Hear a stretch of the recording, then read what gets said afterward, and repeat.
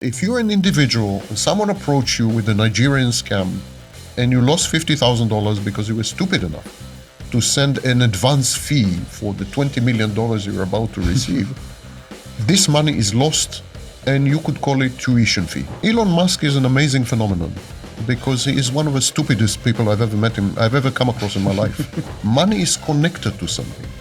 Cryptocurrencies are connected to nothing. They help you to verify your identity. They help you to hide your identity.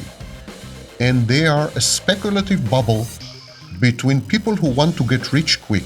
Fiat money, money that is created by central banks, and the money in your bank is a scam.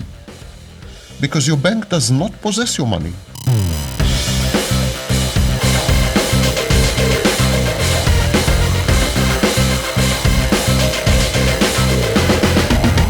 So let's say the police is not responsible, or Interpol, or there are some international investigations. Could you at least expect those people that scam you to be sentenced or judged? Very rarely. Very rarely. Yes, there is international collaboration. Interpol is just a repository, a database of red notices and so on. But you have the European arrest warrant, which is commonly used against scammers. You have the FATF task force, which is used for money laundering. Today you have many more bodies than 20 years ago, many more organizations, supranational, cross-border organizations that collaborate in order to capture scammers. But the success rate is abysmal, close to zero.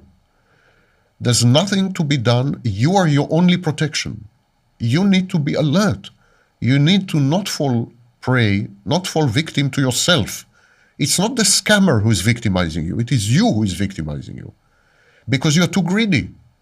Because you're too kind. And because you are too lonely. You need to realize that this makes you vulnerable. This makes you open to scams. Now, there are scams in operation which are legalized and legitimized. These are scams of, get a percentage of every sale, or, or MLM, multi-level marketing. These are Ponzi schemes. These are scams. But they've grown so huge that they have been legalized and accepted. And of course, the greatest scam, the biggest by far, is money. Fiat money, money that is created by central banks, and the money in your bank is a scam. Because your bank does not possess your money. If all the clients of the bank were to come to the bank and ask for their money, the money is not there. It's a scam. They cannot withdraw. Yes, it's a Ponzi, it's a pyramid scheme. All modern banks are pyramid schemes.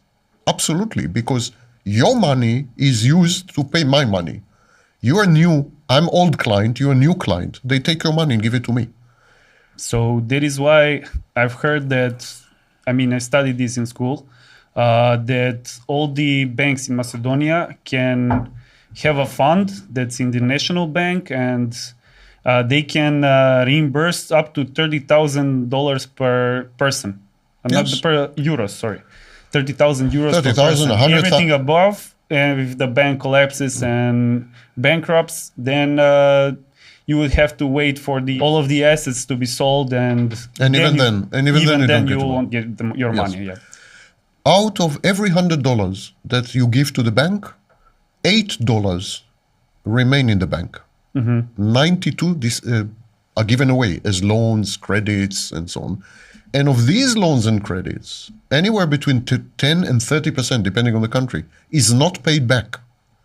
So if all the customers come to the bank to ask for their money, the money is not there, only 8% of it is there. And this is a pyramid scheme. So let's say if you're saying that the banks are pyramid schemes, is cryptocurrency going to replace the banking system? No.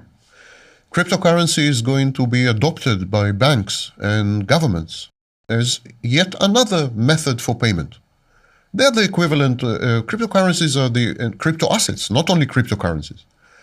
Because you have many other assets which use the blockchain technology, the distributed ledger. Yeah, because every time a cryptocurrency broker is approaching you, he says, this is the stuff of the future and this will replace the current financial system. No. So you should probably invest now because later it will be more expensive and... It will not replace the financial system. It will be another mode of payment, exactly like credit cards. Credit cards, when they were invented, became a new mode of payment. Before that, we had coins and notes. And before we had coins and notes, there was the exchange of goods. IOUs. I wrote a paper saying, I owe you $10, and that was the money. So this is an additional method for payment. The governments and the central banks will take over it, will control it. They will not allow competition for the generation of money, creation of money, fiat money. Mm-hmm. And already you see that countries, for example, Russia, Honduras, and so on, issuing their own cryptocurrencies. So there was a situation when Elon Musk was advising everybody on Twitter to buy Dogecoin. I don't know if I'm pronouncing this right. Dogecoin, Doge coin. And after that, he bought a vast amount of Bitcoins after the Bitcoin prices dropped. Is this considered a scam or misleading information, or what do you think about it? If you know that the value is going to collapse, it is a crime, not a scam. But I don't think he knew it. Elon Musk is an amazing phenomenon because he is one of the stupidest people I've ever come across in my life. And perhaps because he is stupid, he's taking amazing risks which pay off. Risks that clever people will never take. Mm-hmm. But he's taking them because he's not the brightest person ever. Well, bigger there is, the bigger return of investment. And those who take risks get a bigger return, as you say. But as a person, if you just listen to what he says, he's a very stupid person. And definitely I would not listen to him for when it comes to investment advice. Bitcoins and so on, it's not really money. It's not money. That's why it will never replace the banking system. Bitcoin is not about money. Bitcoin is about verifying identity. Bitcoin is a representation of the blockchain technology. The blockchain technology is a ledger, a book, which is distributed over thousands of computers. So whenever you make a transaction, this transaction is copied instantaneously to thousands of computers. So it's impossible to falsify the transaction, to reverse it, and to claim that you didn't make it. So this verifies your identity perfectly. And this is the main contribution of Bitcoin, identity verification. Now, the amount of Bitcoin, people think that there's an unlimited amount of Bitcoin. The amount of Bitcoin is limited. You cannot print Bitcoins as much as you want. It's limited and you can mine them. There's a process called mining. You can mine the Bitcoin. This is not the case with central bank. A central bank, the Federal Reserve can print as much money as it wants. Yep. There's no limit. He can double the money supply tomorrow. This cannot happen with Bitcoin. Yeah, but maybe the mindset of the people who are buying the Bitcoins think that we can mine something, and if you're mining something, there is more of it. It's wrong. The Bitcoin amount is limited. It's not true that you are creating new Bitcoins. You are just reallocating the Bitcoins because you're using sophisticated computer algorithms to solve some puzzles. You are reallocating. There's like million units, so you're taking 30 of your units to yourself. But the supply of Bitcoin is limited. In the algorithm, it's limited. And there is no central authority in Bitcoin. So unlike the central bank, that's why it cannot replace the banking system. Mm-hmm. Also Bitcoin is 100% ownership in the sense that you don't take Bitcoins, you don't have 10 Bitcoins and then you make another 100 on your own. The central bank takes your $10 and creates 100. This is called fiat money. The central bank creates electronic money, which never existed, is not connected to any product, is not connected to any activity or anything. Central bank can sit and decide, okay, Vladimir gave me $10, now I'll make another 100. Mm-hmm. And back in the electronic systems, there's another $100 that appeared from nowhere. So I would also like to ask you about financial brokers, because they come to you and they say, let's say if you invest in a bank or put them in a trust fund or something, if you put them in an account, you will have like 2% interest per year. But if you invest with us, we'll invest smartly, and you don't have any risk because we're investing in the top 100 companies in the world. And then your money will become, let's say, if you have installments each month for 50 euros, eventually after 3 years, you will have like $30,000. So they're representing this as risk-free. And is it risk-free, and how much is the risk of this kind of investment? There are two principles in investment. I used to own a brokerage firm. So there are two principles. One, nothing is risk-free. And the second principle, no one can guarantee you return on investment. Period. No one can guarantee that your income would be 2% or 5% or 10% on your money. And no one can guarantee that you will not lose. And anyone who guarantees that you will not lose, and anyone who gives you a commitment to return on investment is a con artist, a criminal, a liar. Period. Even in state bonds, let's say, if you invest in state bonds. Even in bonds, because the value of bonds goes up and down. Bonds can fall by 40%. It happened a lot, many times. When interest rates go up, bonds go down. Understand. So Sam, with all these possibilities, what would you advise people to do? Where do they invest their money? That's illegal to provide investment advice. Really? Yes. You need a license to do this. But I could say where I would invest my money. That's legal. I would stay away from financial instruments. Definitely, I would stay away from stocks. Bonds, because high interest rate environment will persist another 2-3 years, and when interest rates are high, bonds go down. The value of bonds go down. Similarly, when interest rates are high, you cannot maintain a high level of the stock exchange for long. You can have a bubble in anticipation of lower interest rates, but if interest rates remain high, finally the bubble collapses. We're beginning to see these signs because new companies, startup companies all over the world, are failing like never before. The highest rate of failure of new companies in the past 11 years. New companies are the first to die. They're like babies. They're the vulnerable. They're the first to die, and then older companies begin to die, and then the whole stock exchange collapses. I definitely foresee a collapse in the stock exchanges, global stock exchanges. So financial instruments are dangerous. Cryptocurrencies as an investment vehicle is an extremely risky proposition, because cryptocurrencies depend crucially on what governments will do to them. In some countries, China, Italy, cryptocurrencies are illegal.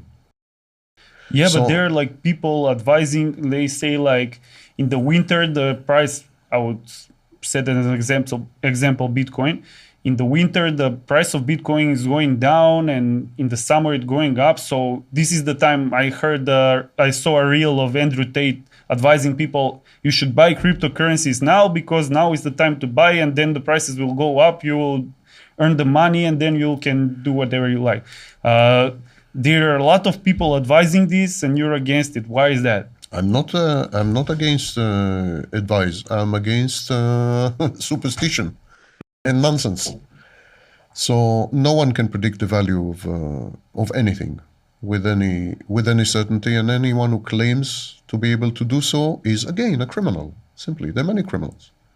Many of these criminals are online.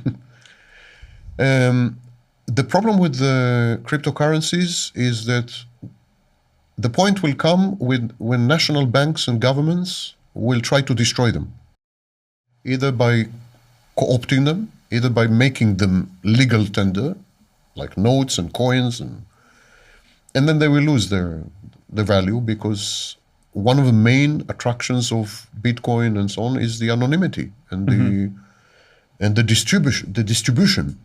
If the government controls Bitcoin, for example, Bitcoin will lose 90% of its value. The Macedonian National Bank has tried to gain control, but still hadn't gained total control. And we do have banks all over the city, let's say in Skopje, where you can go in, buy or sell cryptocurrencies with some commission, and then you can do it in a few minutes.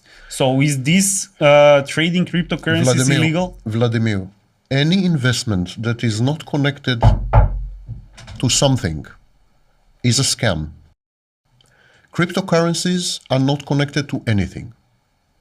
Money ultimately is connected to cars, to smartphones, to wheat, to agricultural products, to manufacturing, to factories, or to my brain, services.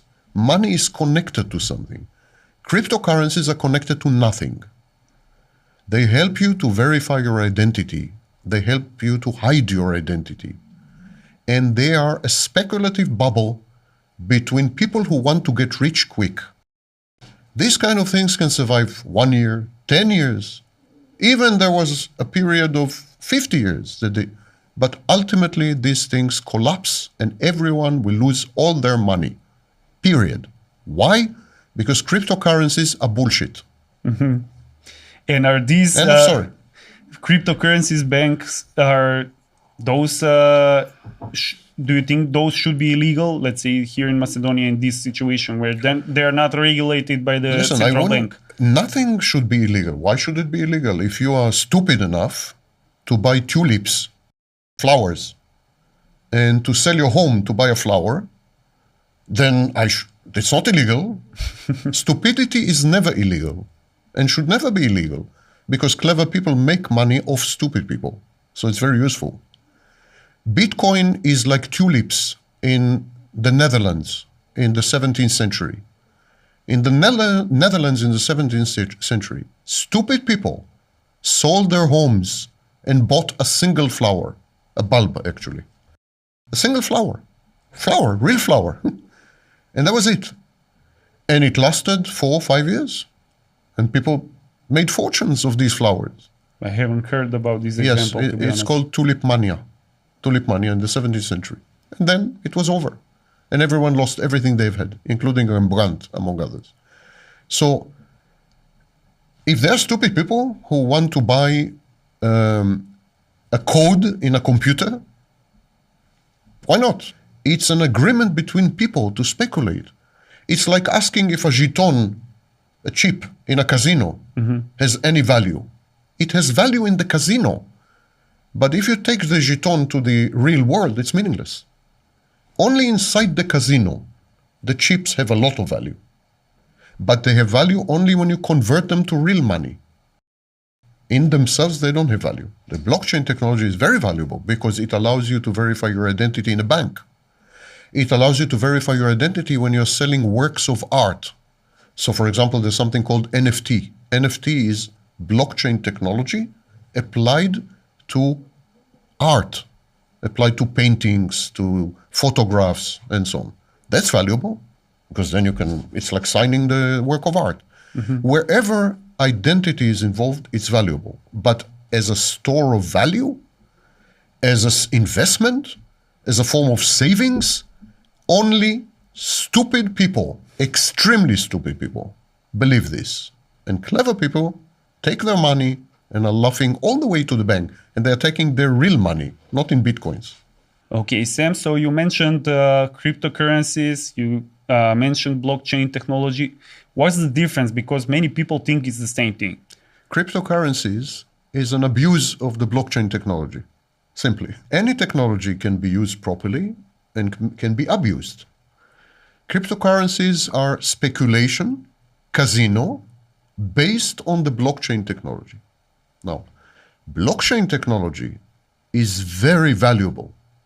I estimate that it is worth trillions of dollars, maybe tens of trillions of dollars. Why? Because blockchain technology is the first time in human history that we succeeded to come up with a method, a technological method, to verify the identity of people who engage in transactions. You send me money, I send you money. The bank, your bank, and my bank, they cannot be sure that it's you and me. It could be your mother who stole your credentials and is sending me money. Your bank doesn't know who is behind the screen, who is performing the transaction if you're using online banking. And my bank has no way of knowing that you're the one who sent me the money. They can check, but they're not allowed to There do is so. no way to check except if they use the police. It's as simple as that. People don't realize that banks operate on the basis of trust. They trust. There's no way to verify identity, especially today when the vast majority of transactions are online. So blockchain is a way to verify your identity so that it cannot be hacked, it cannot be cracked, it cannot be falsified, it cannot be changed. You're assigned a number, it's known as a wallet, and this wallet cannot be stolen from you because the blockchain technology automatically generates the wallet number and then distributes it on thousands of computers. So there are thousands of copies of the same transaction and the same wallet number. And this wallet number is generated only if you personally generate it. No one can do it on your behalf, even if they know who you are. Only if your wallet is physically stolen, for example, your smartphone is stolen or laptop is stolen, then your identity can be faked. But this requires stealing your laptop or smartphone physically. There's no other way, no way to hack it, for example. So this is identity verification mechanism. All the major banks, not only major, all the banks within, I think, 20 years will be based on blockchain technology. So you think the whole financial system right now will transfer to blockchain technology? Yes, I am 100% convinced of it. This is, of course, the major thrust of all the major banks in the world. Deutsche Bank, Chase, everyone is now as blockchain departments, which are working on rebuilding the infrastructure of banks, especially the technological infrastructure, the computing infrastructure, to be founded on blockchain. Mm-hmm. So while today, to verify your identity, you must show your passport or lichna karta, or you must somehow online put in a password, and there is two-factor authentication where you get an SMS with some number that you have to or put an in. email or something. And all these are nonsense. What people don't realize, it's all hackable. To hack two-factor authentication. Two-factor authentication is when you try to access online banking and the bank is sending you a number via SMS, for example. And you use this number to access the website of the bank. This is easily hacked in a technique known as man in the middle. So hackers can hack your password, your two-factor authentication, your username, everything. You're wide open. There's no safety. No safety in online banking. That is a myth and a lie and a propaganda of the banks. Online banking is not safe at all. And this creates major problems with making sure of the identity of the people who are transacting. Blockchain will solve all this. Absolutely solve all this. You wouldn't need a password. You wouldn't need a 2FA. You wouldn't need a phone. You need SMS. Your wallet will identify you. Now, identity verification, which is crucial to banking, is also crucial in many other fields. Take, for example, art. I make a photograph. I'm a very famous photographer, and I make a photograph. And you are a collector of photography. You come to me and you say, Vaknin, I know you are one of the 3 greatest photographers alive, and I want to buy your new photograph. So, okay, here it is. Right now, you can't be sure if I made 400 copies of this photograph. How can you be sure that the photograph I'm selling you for $50,000 is the original #1 copy? You can't. But with blockchain, you can verify the identity of the photograph. This is known as NFT. NFT is a signature of the original photograph that identifies it as the number one original from which all the other copies were made. And of course, the original is always much more valuable than the copies. So blockchain verifies identity and enhances value, creates value. Today, in credit cards, for example, between 2 to 3% of their transactions are false, fake.